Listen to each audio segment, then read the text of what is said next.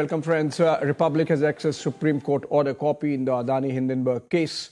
In a big relief for the group, the Supreme Court has now said that there is no valid ground to direct SEBI and has further asked to complete the probe within the next 3 months. Listen to some of the legal reactions that have come in to the Supreme Court order. A PIL is meant to look at the public interest, and the interest of investors is definitely a public interest, and to that extent the Supreme Court, in my view, has passed an appropriate direction, as it ought to have done, because eventually when you look at these causes, in fact the petitioners also raised the very same cause to say that there is something amiss. Now, whether there was something, the fact is that nothing so far has been found amiss in 20 out of the 22 transactions. In 2, the investigation report is yet to come within 3 months as per the undertaking of the Solicitor General.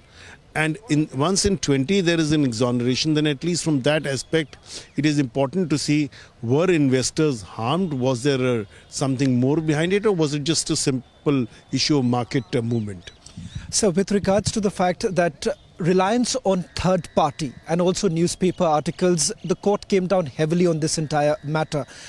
Despite that, you would have certain Western media outlets who have spoken about the fact that there is a conflict of interest that ought to be probed. How do you really look at the allegations that have been leveled so far?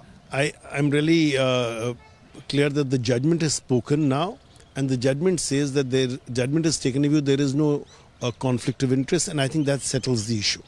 And therefore, irrespective of what people may say, today there is a judgment of the Supreme Court.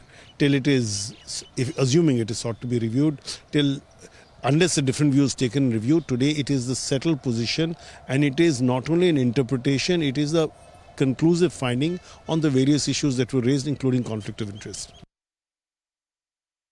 Well, I would say it's a complete exoneration of the Adani Group.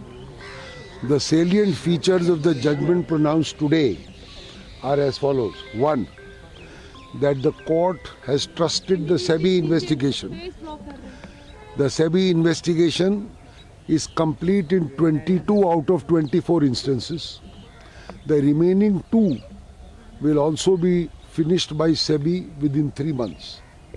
The court has said that it trusts SEBI. It does not warrant any CBI or any other police investigation as demanded in the 4 writ petitions before the Supreme Court. The Supreme Court has also said that we will not pass any order directing framing of any new regulations as was demanded by the petitioners by SEBI.